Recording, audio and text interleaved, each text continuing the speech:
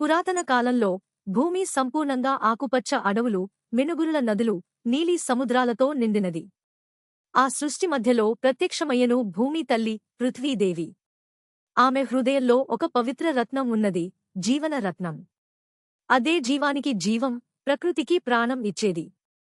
ఒకరోజు మాయగుణముతో కూడిన ఓ దేవసృష్య యోధుడు మానవులకు శక్తిని ఇవ్వాలనే ఆశతో ఆ జీవన రత్నాన్ని దొంగిలించాడు. కాని అది ప్రకృతిలో సమతౌల్యాన్ని విచ్ఛిన్నం చేసింది. భూమి వేదనతో క్రూరమైన అగ్నిదైత్యుడు అగ్నేత భూమి లోపల నుండి ఉద్భవించాడు.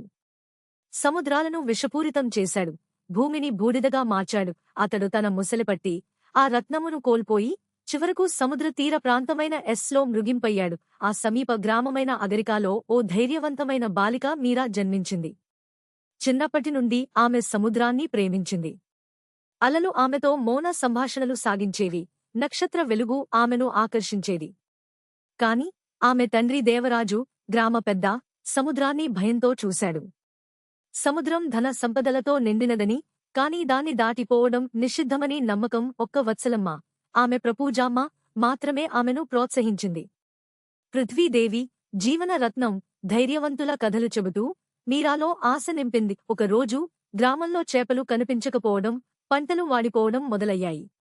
అప్పుడే మీరా తన ప్రయాణాన్ని ప్రారంభించాల్సిన సమయం వచ్చింది. సముద్రదేవుడు ఆమెను ఆశీర్వదించాడు. చిన్న పడవలో ప్రయాణం మొదలైంది. అనేక రోజులు ముసురు తుఫాన్లను ఎదుర్కొంది. సముద్ర మృగాలతో పోరాడింది. చివరకు ఆ దేవసదృశ్య యోధుడిని, గతంలో జీవన రత్నాన్ని దొంగిలించిన వాణ్ణి కనిపెట్టింది. ఆయన బయటకు గర్వంగా కనిపించినా లోపల భయంతో ఉన్నాడు. మొదట మీరాకు సహాయం చేయడానికి తిరస్కరించాడు. కాని మీరా ధైర్యం చూసి అతని మనస్సు మారింది. వారు కలిసి ప్రయాణించారు.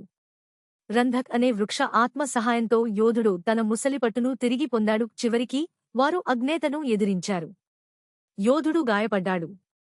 మిగతా శక్తితో మీరా ఒంటరిగా అగ్నేతను ఎదుర్కొంది. ఆఖరికి మీరాకు తెలిసింది, అగ్నేత అస్సలు ఎవరో కాదు, పృథ్వీదేవి స్వయంగా. ఆమె బాధతో మారిన రూపమే అగ్నేత. మీరా నమ్మకం ద్వారా ఆ యోధుడు తన లోపలి మలినాలను దాటి జీవన రత్నాన్ని తిరిగి సమర్పించాడు. ప్రకృతి మళ్లీ పచ్చగా మారింది. సముద్రాలు స్వచ్ఛమయ్యాయి. జంతువులు, పక్షులు తిరిగి వచ్చాయి. ఆ యోధుడు లాలిత్యంతో ఆకాశాలలో విహరించేందుకు బయల్దేరాడు. మీరా గ్రామానికి తిరిగి వచ్చినాయకురాలయ్యింది. గ్రామస్థులకు మళ్లీ సముద్రం యాత్రలను నేర్పించింది. ఇప్పుడు సముద్రం భయానికి గుర్తు కాదు, అది స్వేచ్ఛకు ప్లీజ్ నా ఛానల్ సబ్స్క్రైబ్ చేయండి.